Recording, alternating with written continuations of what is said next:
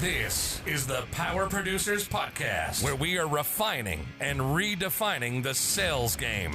Rule number one is you have to believe in yourself. You're the only one who doesn't think you belong in this appointment. The prospect has already validated your existence by scheduling time with you. Get it through your head you belong here, go in there, crush it, and close the deal. A place where sales professionals can come to learn from other sales professionals and thought leaders that have mastered their craft. The difference between a good salesperson and a best-in-class salesperson is only 2 minutes. By spending an extra 2 minutes on what you might think is a mundane task in the sales game, you separate yourselves from the pack, you grow your book of business, you close more deals, and you retain your accounts. As well as their peers who are still striving for perfection to achieve their why. I have a wife and 4 kids. Failure is not an option. Real sales professionals, real stories, real results.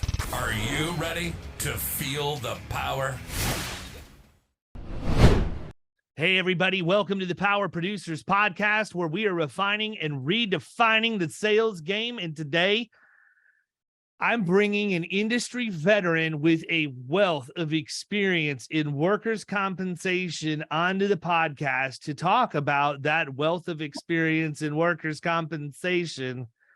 Our guest today is Mr. Doug Avrin. What's going on, Doug? David, how are you, my man? I'm good. And I will tell everybody, Doug got to me because Eric Hall from Rough Notes and Sean Walker from, what's the name of his group? Premier Group Agencies. Yeah, Premier Group. That's right. The aggregator that's tied in with Insurance Soup and a lot of other people reached out and said, David, you need to talk to this guy. And apparently they had told him the same thing. So we jumped on a call last week and got towards the end of our conversation. And I'm like, man, we really should just have you come on the podcast and have this conversation, because it's a lot of really good information that I think people can learn from and use. And based on his experience of leading and developing teams, makes all the sense in the world. So why don't we start out, Doug, just sort of give everybody the overview of your background and how you got into the insurance industry, and then, you left for a little while and now you're heading back in. So talk a little bit about your journey. David, I appreciate the chance to talk to you and to all the viewers here of the podcast. The truth is, when I started in this business, I didn't even know how to read my own personal auto policy. I knew nothing about it. I knew that I was a college graduate and wanted a good job, and somebody suggested go try insurance. They sort of undersold it as a good job. This has been a great career for me. It's been a lot of fun. And over the last few years that I stepped away from it, the truth is I regret that, because this is a really fun place. It's where I'm meant to be, and I'm happy to be back. So I started as a commercial casualty lines trainee with the Kemper. Back in the day when these big carriers would hire these huge training classes, and they'd have people all over the country, and they'd bring them into their home office for a lot of classroom, and they really invested a lot of money, a lot of time on those people. And I became an underwriter trainee and worked my way up in a few years to senior underwriter with Kemper. But I got recruited away, and though I'm a pretty loyal guy, one of the things that was kind of troubling me was I wasn't able to do my own marketing. Back in those days, you had to go out with a marketing rep, and I was the underwriter, just the underwriter. Now, today, of course, we've transitioned to very much of a production underwriter environment. So those kind of skills are good, and people who get into underwriting typically end up with some type of marketing experience. But my next role after a few years was I was recruited away by the Old Fireman's Fund. And at that point, I specialized in workers' compensation. Got to do my own marketing, still had that title of senior underwriter. I had done workers' comp, but I didn't specialize it until that role. And I found that I just really loved that line of coverage. And a couple of years later was hired away to be a lead underwriter, and then ultimately was asked to take a promotion and move my wife and I to Chicago and take over the workers' comp unit, the lead of the workers' comp unit in Chicago for Cigna PNC, which now they're known strictly as a healthcare company, but back then they did a lot of property and casualty. And so for a couple of years, I cut my teeth on leadership, which was I found out was really what I was meant to do, is lead people, develop people. It's really watching them grow, become more than they thought they could be, shine where they can shine, and then steer them off the path when they're headed for trouble before they get to trouble. And I really found that I enjoy it. And so we ended up in Chicago. I loved doing it. I was then recruited away by a specialty workers' compensation company called RTW. It stands for Return to Work, but they had a very different model about how they approach workers' compensation. They moved me back to Denver, Colorado, which is where I was from. And I worked for that company and the parent company, who ultimately bought us and moved me up to the parent company as well. I worked for that company for 20 years. And it's there that I really developed as a leader. It's there I developed in my knowledge of workers' compensation, what it means and how it impacts companies and their bottom line, but also how it impacts the workers themselves, the injured workers. And so I kind of even further fell in love with the business. Now, David, the short time I was with the parent company, State Auto at the time, I worked more in affinity space and in commercial lines, sales and marketing, developing trainings and things of that nature. But that's where I made the mistake. After a couple of years of that, I decided to join some people that I knew, took the opportunity to go into the entrepreneurial space, and not in an insurance entrepreneurial space, which if I was going to do that, that would have made the most sense probably. I've spent the last 4 years working for myself and my partners and doing some things, and it's gone okay. It hasn't gone poorly. It hasn't gone great. But what I will tell you is I haven't been me. And my wife would definitely tell you I haven't been me. So it was at her urging and her wise advice that said, go back to what you love. Go do what you know and what you love. And so here I am. I'm back entering the commercial insurance industry, maybe on the workers' comp side, which is where I have the most of my knowledge from a technical ability, but definitely on some kind of leadership side where I can develop people. And then really, here's the other key. Producers are the customer for insurance carriers. I speak from a carrier perspective. That's my career.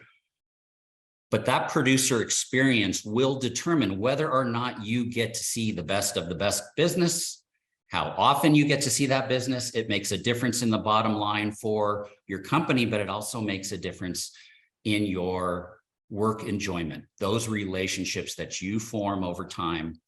Fortunately for me, I've developed a lot of those. My authenticity has paid dividends. I have a lot of people willing to speak on my behalf today.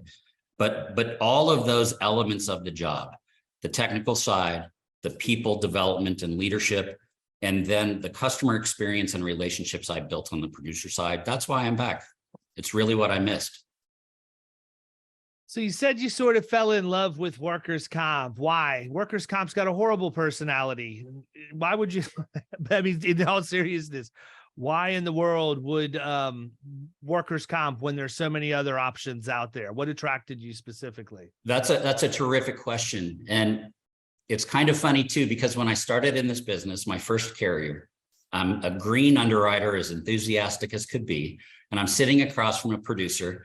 And he says, okay, Doug, why Kemper? That's where I worked at the time. And I said, David, I said, with the greatest enthusiasm of a green little rookie could say, because we've got great claims and loss control. Well, 4.5 years later, I got recruited away from Fireman's Fund. I'm sitting in front of that same producer. And he says, okay, Doug, why Fireman's Fund? And at that point, I realized the product was very similar. And I said, with a lot less enthusiasm, because we've got great claims and loss control. When I ended up at my third carrier in workers' comp, that same producer asked that question again. The answer had to change, David. The answer became, because you get me, because I'm going to give you great service. I'm going to tell you very quickly when I'm not able to do it, exactly why I'm not able to do it. And I'm going to recommend a market to you that's great at these. So hopefully you keep that customer for yourself. But in that time, I ended up at the fourth carrier, and the one that moved me from Chicago back to the Denver, Colorado area, and it was specialty workers' comp. And it was there that I learned the business. And I learned the why on the insured side, why it matters. And I learned the why on the injured worker side about why it matters. And there weren't enough carriers in the industry that were identifying those things for their customers. They just weren't. If you could do that, I thought, well, number one, your producer contacts can win more often. They can write new business. You can teach them about this and what's different about the product and why it matters, whether we're the ones on it or not.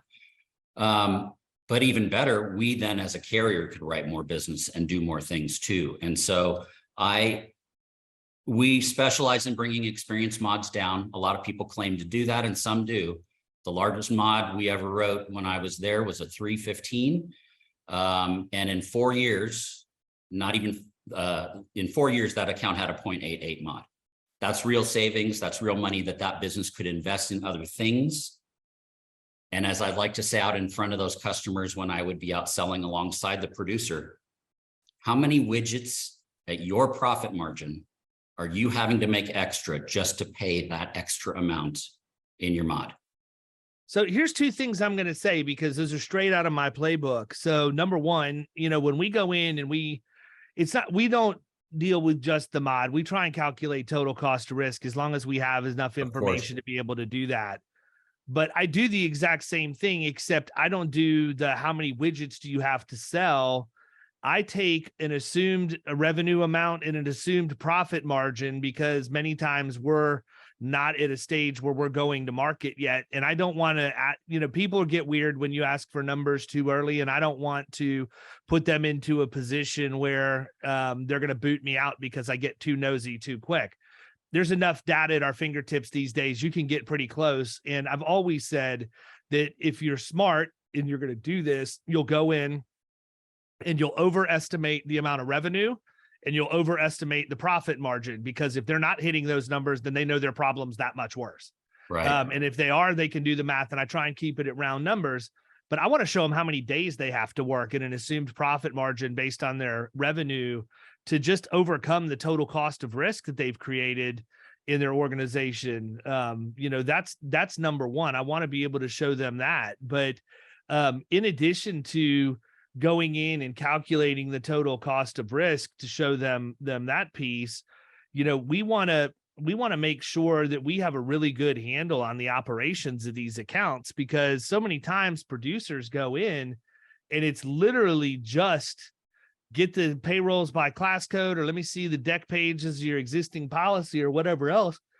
And they've never touched and felt the account. They have no idea.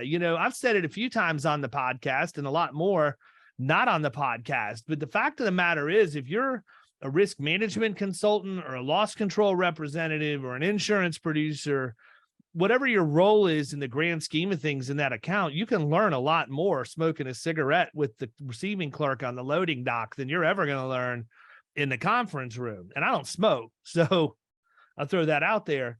But, we get so caught up in the process and the premium, because why? That does the third thing. It pays us. Whereas we really need to be focusing on solving problems, because that's the way that you're going to ultimately bring the experience mod down and gain a client for life. Anybody can go in and be a one-hit wonder.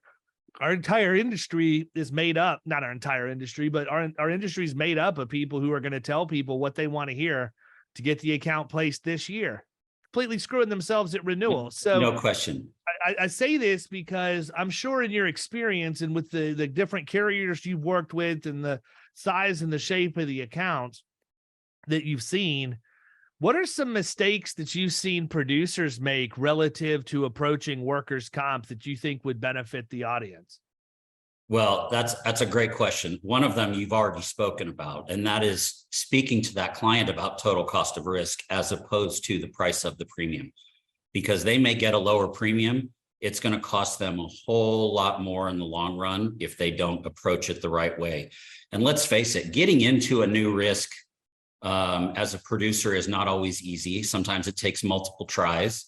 And the truth is, on the customer side, listen, as a producer, you're trying to sell them something they already have, and people hate to fire people, and you're asking them to fire their current agent. You better have a compelling story when you do that. And the number one date for commercial insurance for renewals is 1/1. That means you're asking them to fire their guy at Christmas time. Are you kidding? Right? That's a tough sell for a producer. So the producers that really want to know their business, as opposed to a simple transactional, let's blow and go and not provide that customer experience for their client or provide the value they deserve, that's a huge challenge. And frankly, it's not the right producer for that I should be working with in that regard. And so over the last 20 years, the insureds have gotten smarter about workers' comp. They've heard it enough that said, you need to have some safety program in there. You need to have a return to work program. Now, how rigorous that program is all over the board, but they know they need something. And one of the challenges that producers face when they go in is to, even if they're doing it all wrong, it's hard to walk in there and tell somebody they're doing everything wrong. One of the key words I've actually found that has helped me to get my message heard is to acknowledge the things they're doing, and then the language matters. And so I've used the word enhance a lot in my presentation style and my interactions with customers is, listen, you've started these things in place. We're here to enhance what you've already done and take it to another level for you. And we're going to show you how that total cost is going to impact you. And again, back to that message. What could you do with that extra money? What could you not do with that extra money? When somebody, let's say their safety program isn't up to speed, David, when somebody's injured, well, that person just came off the line or off of wherever. That work is either going to get picked up by the other people around them, which means more work than they were designed to do, more chance of someone else getting injured, or they're going to have to go find a temporary employee, or that slot's going to sit vacant. Well, there's a cost associated with all those that has nothing to do with premium. That's part of the cost of risk. If somebody's off work for a very, very long time and all of a sudden the indemnity is going up when it didn't have to be that way, maybe they didn't have to get injured, or maybe they did get injured and it was a legitimate injury and, well, they didn't have to be gone that long. You need to understand that piece of it. And then there's a piece here that's real that very few people in our industry understand. So producers, carriers, we tend to talk to insureds in our total cost of risk discussions about why we should bring down the mod and it will help them and they'll save costs, and why we should put a safety program into place and it'll bring down costs, and why you should even have return to work and it'll bring down costs. Part of what's missing in that from a lot of folks in our industry is there's an injured worker on the other end of that. And they need to be handheld and guided and directed through this process. The best risks from a producer perspective and from a carrier perspective are those that really value their employees. Well, if you really value your employee, it means it's probably going to be a safer risk. If you really value your employees, the post-claim is critical to what happens in that employee's life. There are statistics out there that says once an injured worker is off work for just 12 weeks, there's only a 50-50 chance they will ever go back to meaningful duty. And why? Because now they've potentially become addicted to the narcotics. There is a significantly increased chance of depression, and that leads to marital issues at home, problems. Their lives fall apart because they've been sitting at home focused on their pain. Well, Mr. Insured, if you love your employees, if you really value them, then you want to do everything you can to get them back to work, even if it's something they resist, because you're doing it for them. You know, you're helping to save their life in a way of what they've become accustomed to. And that's part of the total cost of risk, and part of why I fell in love with this business is because this really matters for a lot of people in the chain. Yeah. So manufacturing specifically, I think there's other things that people don't necessarily contemplate when or tie it to workers' comp. But I'll give you an example. You know, I've represented a couple accounts over the years that have some highly specialized equipment for the manufacturing process of what they manufacture. And it's not that you can always get somebody who knows, like a lot of printing presses, for example, come from Germany and Italy, and there aren't people here that are qualified to fix them or can even get you the parts because they come from Germany and Italy. Right. And I had an issue where an employee was injured because they bypassed the guarding on a piece of equipment. It did happen to be a printing press, and it messed the press up for 3 to 4 weeks. Oh. By the time you could coordinate getting somebody over from Europe and all of this other stuff, and immediately we're going to think to ourselves about the workers' comp, the return to work. First, is the employee okay? How bad is, obviously, all of those things. And then immediately go to the loss of income on the business income side. What happened if they weren't able to produce and blah, blah, blah. But there's a lot of other things that tie into this too. And, one of the ones that I bring up specific to people who are manufacturing their own product for sale in retail is what happens if you can't ship product and you lose your shelf space? You're not going to get that back. No. And if you do, it's going to be at a premium, so think about it. If you're, say you're getting ready to release a book and the printing press gets messed up and you have a dedicated end cap in the book section of every Walmart in the country and your order doesn't hit, what happens, man? Yeah, the reputational cost is huge. You said you're going to be able to produce this. You can't produce it anymore. They're moving on to somebody else who can. And people don't realize that unsafe behaviors at work have further repercussions than just somebody getting hurt or you having a near miss. It affects other aspects of your operation as well, which is one of the reasons why we always want to know, we want to understand the jobs people are doing. When we go and bring a new account on the books, we want to know what each role in that organization is and sort of how their day flows. What are they doing at this time, that time, everything else? And we do that for a few reasons, but one of the main reasons why is it helps us identify ways to implement return to work in a way that's going to benefit both that team member and the employer. And I can remember, an example, and people who listen to the podcast, I'm telling you this story, but they've probably heard this half dozen times before, but we represent a large resort over in Orlando. And when I got involved with them, their mod was a 2.23. It was going to a 2.23 from like a 1.8 or 1.9 something. And it was really obvious that they had return to work on paper, but they did not have return to work. Looked at the loss runs, lots of low dollar indemnity claims from injuries where it just didn't make sense. It was obvious there was no return to work being implemented, no accountability to the program. So we wanted to understand the best way to go about fixing the problem. And so we interviewed the leadership. And then we interviewed the supervisors over the main, engineering, housekeeping, front of house, all of that. Then we interviewed some of the main level employees, and we found and by the way, there were no return to work jobs, right? There never are.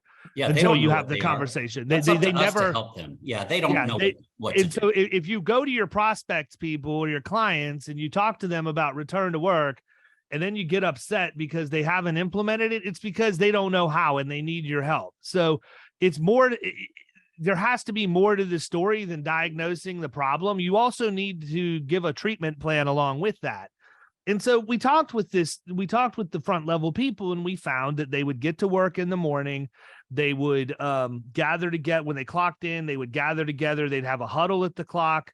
And then they would immediately go and they would fill their amenity bags and they would refill their chemicals from the day before to restock them on their cart. And then they would start going out to clean the rooms. And I come from a retail background in specifically the grocery industry, where you're begging people to buy $100 worth of groceries so you can make $1. And I'm thinking this is horribly inefficient and a waste. And so I asked the question, I said, just out of curiosity, how hard is it to refill chemicals? Well, it's not. They just need to go take their bottles to the main place where they can get the bulk chemical to put it into the bottle and then put it back on their cart. And I said, and what about amenity bags? And they said, well, the amenity bags are just, that's essentially the shampoo, conditioner, hand cream, soap that we put with a ribbon around it into the rooms for our guests when they arrive. And I said, so is there a reason why we couldn't have someone who's released to come back and recover at work, fill the chemicals, if we have the stuff in close proximity and it fits inside their modified duty, and fill the amenity bags so that we're not wasting an hour at the onset of every shift doing this stuff?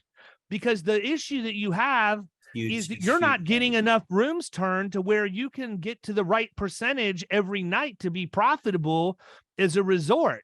So if we can get 12 different crews of people an extra hour, how many more rooms does that turn out that they are able to clean and you can subsequently rent so that you can have the correct amount of revenue that you need? And it was like, nobody ever thought about that. Nobody ever thought about having somebody sit at front of house at the restaurant and roll silverware. There are all kinds of things that can be done. And so many times we don't take the time to sit down and prep and think through these things.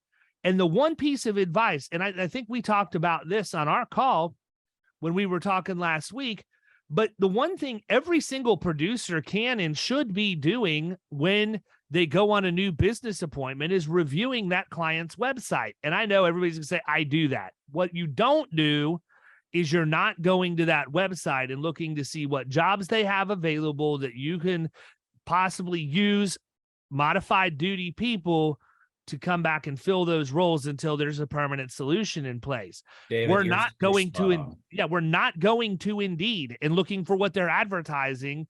And, the story that I always tell is of the plumber that had an injured plumber come in. And I asked him, I said, I noticed, talk to me about your return to work. We don't have that. And so, well, I don't understand. You got a lot of low dollar indemnity claims on your loss runs, and it's costing you a lot of money not to have it. He said, we're contractors. We're old school. We don't have jobs counting paper clips. And I said, well, good. I said, lucky for you, I went to your website before I came to the meeting today, and I looked at your job posting board, and I noticed that 3 years ago, you posted a job for your call center, and it doesn't seem like it's ever been filled or taken down.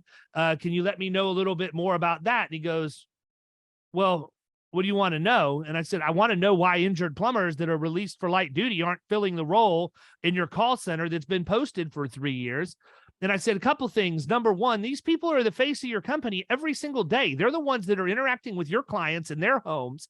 They're taking payment. They're making people feel reassured that they've done the job the right way, and we're doing all of the things we need to do in that regard to put our best foot forward. How good do you think they would be as the first impression on the phone since you trust them in person? Yeah. And I said, and I hate to be sarcastic, but the other question is, how long do you think an injured plumber is going to sit in a call center before they miraculously recover and get back on the truck? They're going to help us get what we want from them by going back and not playing, sitting on the fence as to whether or not they want to come back to work. David, they don't want to be in a call center. They want to be a plumber, and they can tell the doctor that. That's how you win. See, we have to understand in our industry, they don't know until they know. And they don't know because people haven't educated them in that respect. And so we as an industry need to do a better job. Let's face it, we're not providing them with a physical product. And those that don't understand the risk management world think that, first of all, they're annoyed they have to pay insurance premiums that they hope they'll never use. And second of all, they're saying, what am I getting for this? Well, we're able to educate people. The better producers, the better carriers are able to educate them on what this means for them. There is a ripple effect too for this modified duty, meaningful modified duty. It will take the resistance away from it, but it sends a message to all of the other injured workers or workers who may become injured. This is the expectation now. Not only will you not be sitting home, but we're going to help you and take care of you along the way. There is meaningful modified duty everywhere, but they don't know until they know. And it's up to us to do a better job as an industry to help them through that. And it's not uncommon for you to come across a risk that doesn't have one or only has one on paper because they were told they needed one. but continues to have that resistance because they just don't understand. And that's okay. That's part of the value that we can provide in this industry. The real hope long-term is yes, we want to win, but we also want to change the workplace. We want to change the marketplace. We want people to understand that this is really you can tell I love this industry. Let's put it that way. Right. All the behavioral things that go with it. And like you said, people that have lost time claims when they didn't need to be lost time claims. And you set that expectation right up front. When I spoke with you last week, I shared a personal story about the psychosocial and behavioral issues of someone who's off work for a long time and how they become deconditioned from work, if you will. And I'll share it for the audience here today. I had been selling specialty workers' comp for a long, long time, and I had been talking about why it's good for the injured worker, why the psychosocial benefits for having them back, the potential addiction to opioids and things of that nature. So I'd been doing it for about 8 years or so. And then one winter day, we had a big snowstorm here in Colorado. I took my daughter sledding and I hit a tree and I shattered my collarbone. It turned into basically dust. And so I ended up, I was in something as simple as a broken bone. I actually was in the hospital for 3 days and I had surgery and they replaced some other bone and I had a titanium plate and screws and the whole bit. Well, you can imagine I wasn't in great shape when I came home. I wasn't going to work for a while and I was taking the opioids that they had prescribed. I can tell you that after a few days, all I wanted to do was shuffle around the house and focus on my pain and just moan and groan. I wanted to flip a channel or I wanted to sit there with my arm in a sling and a mug in my robe, whatever. I felt what I had been selling. I felt myself becoming deconditioned from working. I pushed myself through the process because I didn't have somebody managing my claim like a good insurance carrier would. So I started alternating my narcotics with over-the-counter meds until I didn't need them very much anymore. That first day I realized this, I called my boss at the time. I said, I'm going to log up on my computer. I'm going to do some work today for as long as I can go. And I only worked for an hour that first day. But David, I will tell you, for that first hour, I wasn't focused on my pain. And the next day I worked 2, and then I worked 4, and then I got in the shower and I actually got dressed and I went into the office, my arm in a sling, and I started working full time and had weaned myself off of those opioids. Now, it doesn't make me some great guy. It just makes me a guy who knows what happens to people when they're injured. It makes me somebody who had sold it for a long time. So I understood and I pushed myself through it because, trust me, I did not want to be working. But I got back in the routine. I was productive again. I actually started healing really quickly when I was no longer moping around and sitting on my couch all day.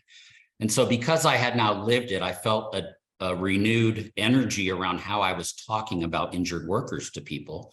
It made a big difference, I think, in how I presented it, and certainly from an authenticity perspective, because I had lived it.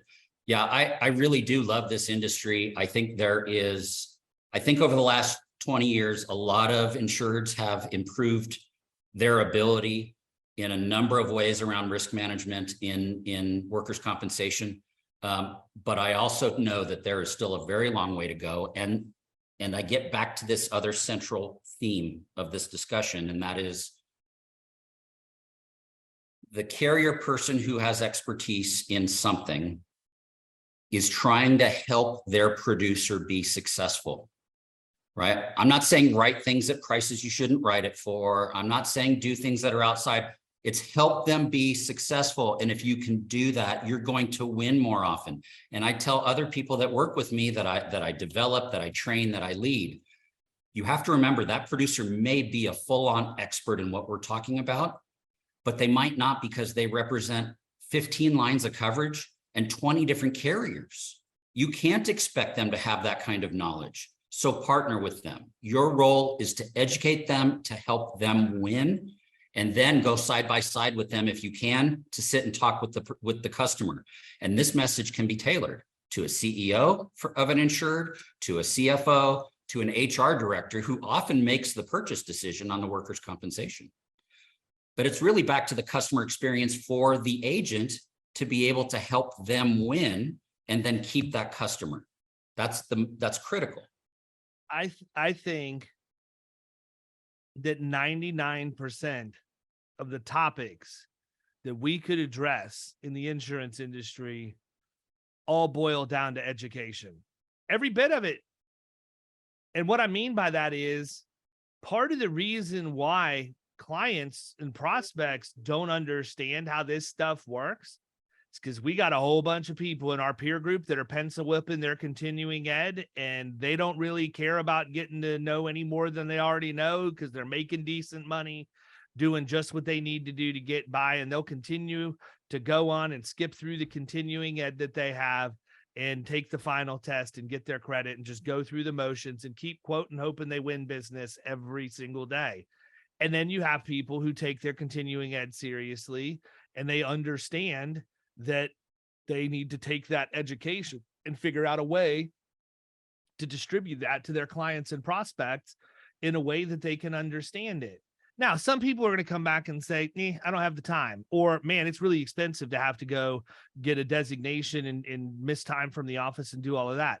Okay, fine. Then why haven't you gone to NCCI and gone through their free workers' compensation educational center? They can get as deep into experience modification rating as you want. They explain how rates are set and how aggravated inequities can be filed and all of the stuff that an agent knows that might go through the Institute of Work Comp Professionals, but you can get a subset of that information at no cost on NCCI. The problem is agents don't want to take the time to go do it. And here's the other thing. It also goes to educating that injured worker and the employer, because in many cases, the overwhelming majority of cases, when somebody is injured on the job and has to file a workers' comp claim, that's the first time that's ever happened to them. Oh, yeah. They don't know what's going to happen. And they're injured. It's traumatic. It's traumatic for them. They got injured. All they know is I got hurt and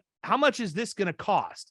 And they think about their medical insurance and whether or not they even have any. And is that going to be responsible for this? And all of the whole time, they're sitting here with all these thoughts swirling around their head. And if they don't get answered and comforted, they're going home. They're turning on the TV. And they're calling a lawyer. Any lawyer will be ready to answer those questions for them. So I honestly do think that every single company out there should have an employee's education packet in the event they're injured that says these are the things that you can expect. We got everything else in there. Why aren't we setting expectations for the most important person in this process, the person who got injured? And so you can set their expectations so they know what they need to expect, and you can coach them and make sure that you're checking in with them. And then also you need to coach that employer to have a little bit of empathy, because while this person's sitting over here not knowing what's going to happen, and they, may feel bad or guilty, worried they're going to get in trouble, possibly lose their job. They don't know. You've got an employer over here who does not even know how to spell empathy. They can't put themselves in that position and try and relate. And it becomes a very adversarial relationship between the employer and the injured worker, because I can't tell you the number of times where I've heard employers talk about people who were injured legitimately at work as if it's a fraudulent case, lock, stock, and barrel. And that's not the case. I am not one of these people who believes every case is fraud. We all know better than to think that, but somehow we don't have the balls to stand up to our employers when they're making remarks like that and say, no, that's not how it works. You need to understand. Yes. Do I think that the legislative system for workers' compensation is skewed in favor of the injured worker? I absolutely think that. And the reason why is because employers won't do what they need to do to be good, socially responsible citizens of industry and take care of people when they get hurt. That's the whole reason we have workers' comp to begin with. It's never changed. It's just how you describe it. Yes, we have to do a better job of teaching everyone in the process how to take the adversarial nature out of that process. And your commentary here brings me to a theme that my dad taught me when I was young, and I teach my kids, and it's around competence. And a lot of these agents out there are making good livings, and they're simply competent. And my dad told me this, and I say it to my daughters who are young adults, whatever industry you're in, if you are competent, you will have a fine life. You will have a fine career. If you are even slightly better than competent, you will crush it out there because there's so much mediocrity. Be better than that. And that's kind of how I started my young career and turned it into a great career with real relationships. Is I wanted to be better than competent. So when I lead teams now on the insurance side and a new submission of any size comes in, I have an expectation that my underwriter contact that producer within 24 hours of receiving that submission and say one of three things. Either one, Mr. or Ms. Agent, I got this one. Unfortunately, I'm not going to be able to write it. And here's why. I suggest you look at this company and this company because I've seen they're great on these. Now, I found that most agents don't care that you decline an account as a carrier person. They care when you decline an account as a carrier person. They think they're going to get a quote, and last minute they get a declination and they're scrambling. The second thing I have them say is, hey, Mr. Ms. Agent, I want you to know I got this submission. It's really important to me. It looks like we have some time.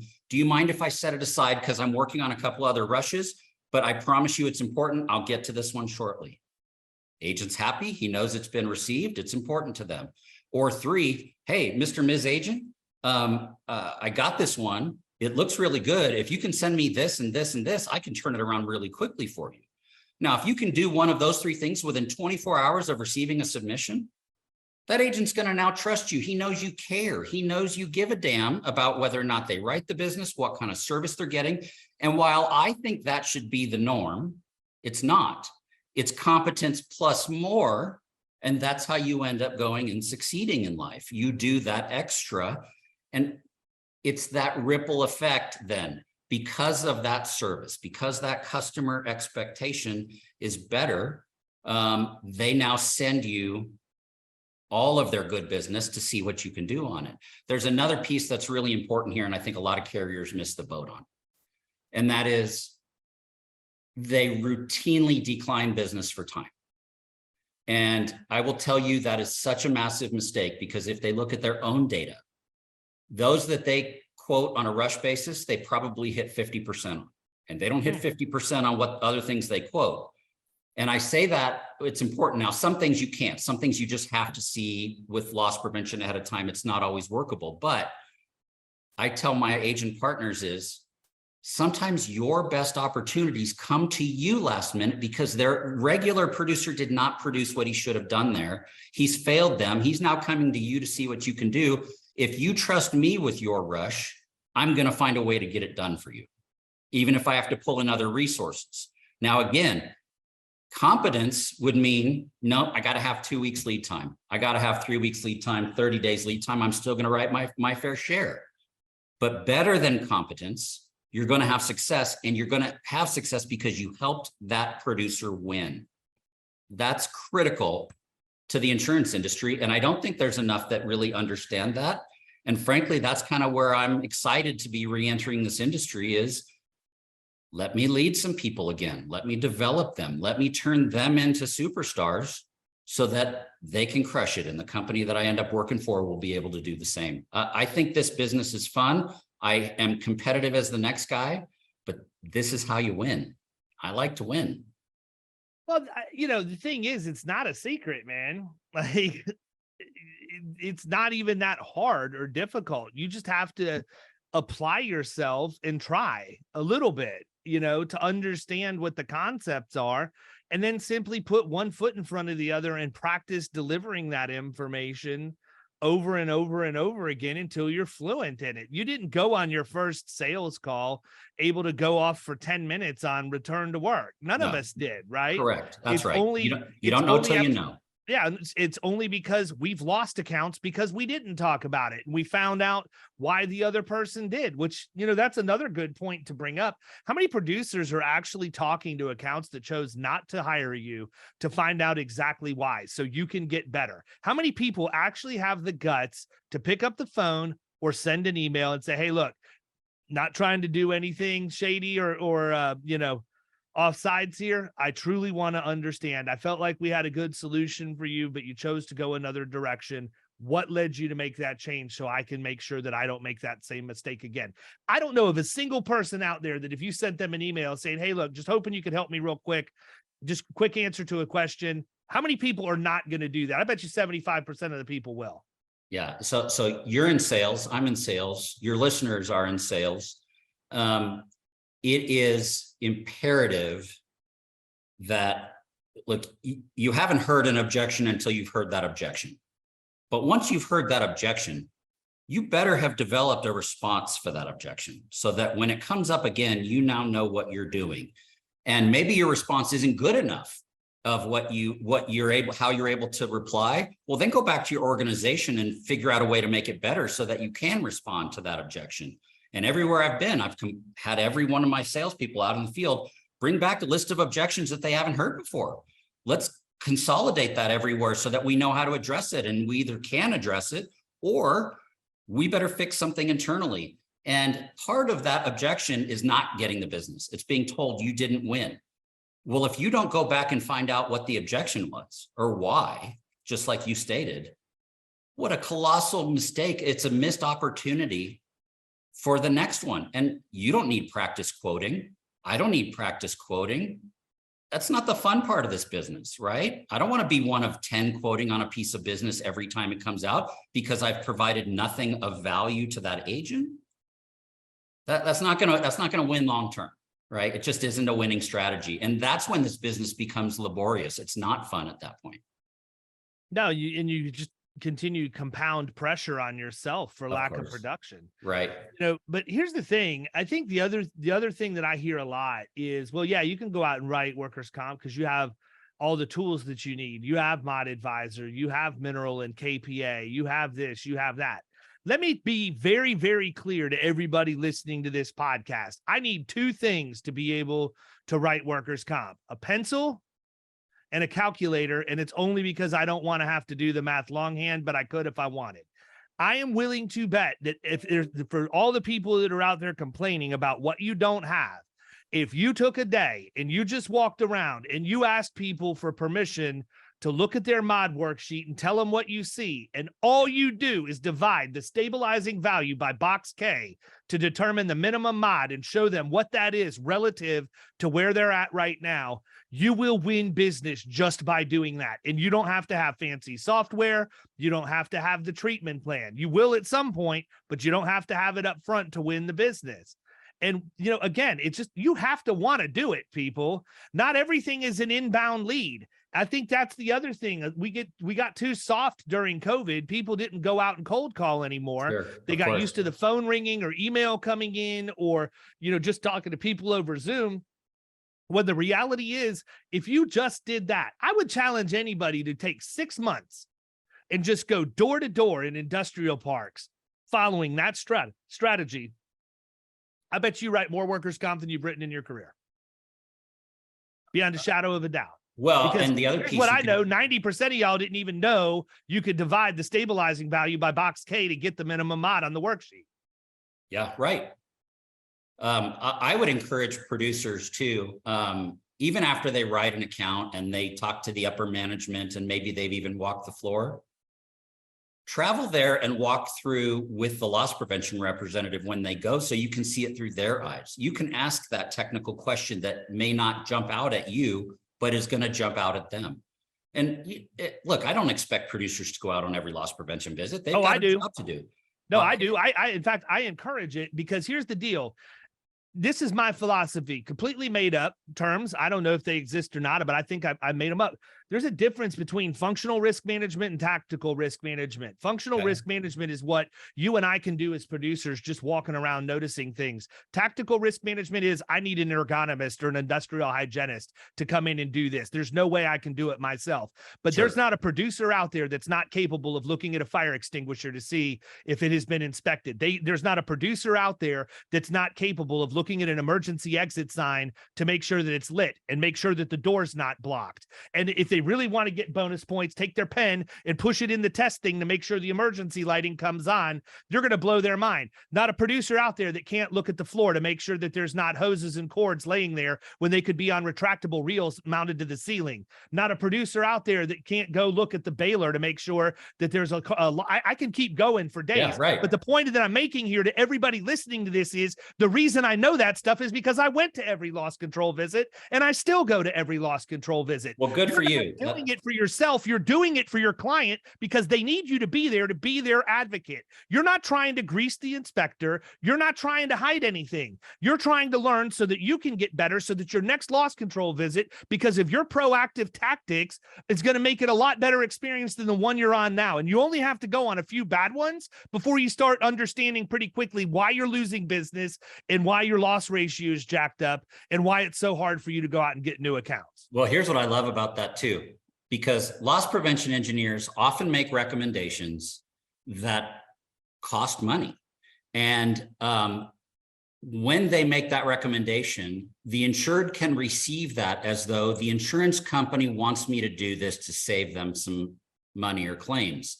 If the producer is going along with too, that voice is received in a different way than it would be if the loss prevention engineer in the report says you need to buy retractable whatevers, because you're going to be out there saying this is going to make your place safer. This is going to make, right, this cost, the value is worth the cost. Now, sometimes it actually isn't. There can be, they're saying you have to re-engineer your whole whatever. It's just not plausible.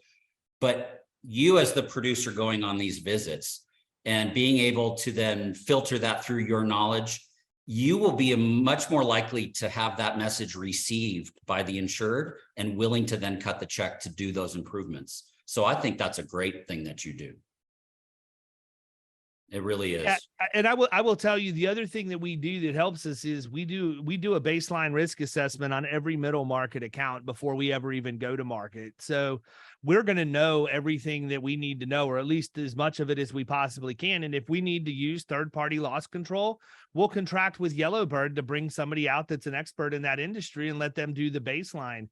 But when we do that, we do a couple of things that I think are really important steps. The first one is I interview the leadership, the executive team, I interview the middle, and I interview a couple of hourly people. And the reason, and I give them the exact same evaluation form with an explanation of what needs to be evaluated that loss control person is using. And the reason I do that is because if I'm going to have to deliver a tough message to somebody on the condition of their account, I need to know how they perceive their account before I tell them how I perceive their account. Sure. If I can get a good understanding of what executive leadership thinks, and they feel that they're an 8 out of 10, and we're getting ready to go in and announce that we're giving them a 4 out of 10, that's a big problem that I'm going to have to overcome at the point of sale. And I'm going to have to soften my messaging in a way, or at least ask my questions in such a way that I can lead them to the conclusion I need them to come to so they can start moving over to my side. Too many times we get things like this and we either walk away because we don't want to take the time to fix it and help people, or we're just gunslingers and we tell them everything that's wrong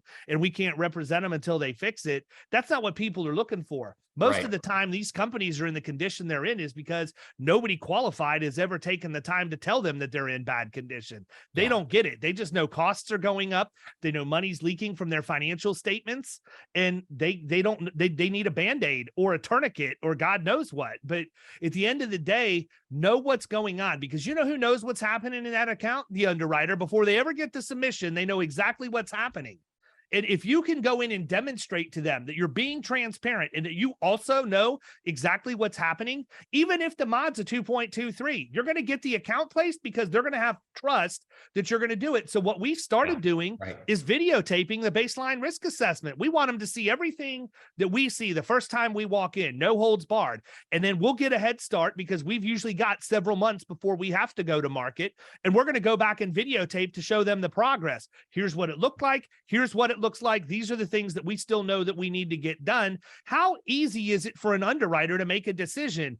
It's not about the payrolls and the class codes or the loss runs. Certainly the loss runs are important, but if you can fill in the blanks and let them actually see what those loss runs are saying instead of just giving them the loss runs and making them visualize the conditions in their facilities, you have a home run in a long-term relationship that'll never be broken with underwriting too. That's right. You've shown them you're not hiding anything. And because you've shown them that and you're transparent, it allows that underwriter then to ask you questions more along the lines of underwriting the insured, as opposed to just underwriting the physical environment. And when you can underwrite the insured and get that comfort level that things are going to improve, then yes, then they do, you get that long-term relationship that you talked about. That trust works both ways. I think, look, these kind of conversations are a blast for me because this industry is fun. You can win by being competent, but what does win look like? It means you wrote an account. And then how long do you have that account? You don't have them for very many renewal cycles because somebody's going to come in and do the extra. And so let's be better than competent. Let's be good at what we do out there. Let's help these insureds lower their losses, lower their costs, create a better environment for their injured workers or create a better environment for their workers. And then when they get injured, let's make sure we take care of them so they don't want to go elsewhere, save you the cost of turnover. 100%. Well, listen, man, we've been going about an hour, so I want to go ahead and wrap up. Hey. Listen, everybody, this guy's a wealth of knowledge, but I think the coolest part about it is he's on the market right now. If you're a carrier, if you're a wholesaler, if you're a large agency that's looking to bring somebody in to teach workers' comp and help your agents get better and lead that team, it doesn't matter. You should reach out to Doug as quick as you can. There's no chance he's on the market for a second longer than he should be. So I really hope that somebody that's listening to this isn't too late when they finally decide to reach out and have a conversation, because you would be an asset to any organization that you end up at. And it's much appreciated that you would take time out of your podcast to come, or your day to come on the podcast and have a conversation with me. And I know that there are a lot of people that are going to probably were feverishly writing down as you were talking. So go back and listen to it again, or quit listening to it on 1.5 or 2 times and you'll be able to keep up with the notes. But all that being said, I'm going to let you wrap it up. How do they get a hold of you if they need to reach out? David, thank you so much for the opportunity to be on with you. You can tell I love this business. I know you love this business, and our job is to make everybody around us better. So it's a lot of fun. I am on LinkedIn. Again, my name is Doug Avrin, spelling Avrin. And you can also reach me. I reply to every text, every phone call, every email. Doug Avrin at gmail.com or 303-887-5082. And for what it's worth, I am also mobile. The ravishing Mrs. Avrin and I have decided we'll move to wherever the good opportunity is. So thank you again for the opportunity to talk to you today, and to your listeners. Really appreciate your time. And if you're a wise man, you will keep the ravishing Ms. Avrin very happy. So you got that right. Find a good spot for her. Listen, thanks again, Doug. We're going to wrap up now. Everybody, hope you learned a lot on this one. I know that I learned when I talked to Doug last week and again this week, and his experience is absolutely invaluable. So I'm so glad that Eric and Sean decided to connect this. Have a great week. Thank you. Bye-bye. See ya. Bye-bye.